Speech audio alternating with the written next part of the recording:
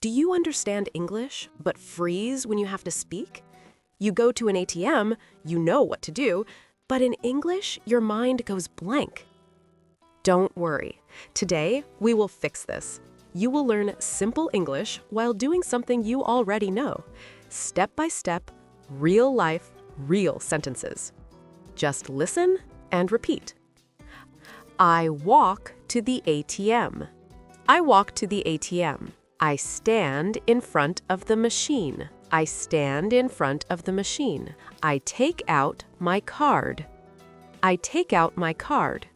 I insert my card slowly. I insert my card slowly. I choose the English option. I choose the English option.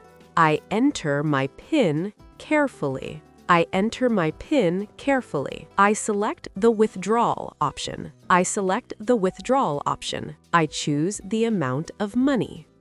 I choose the amount of money. I wait for a few seconds. I wait for a few seconds. The machine is processing. The machine is processing. I take the cash. I take the cash. I take my card back. I take my card back. I take the receipt. I take the receipt.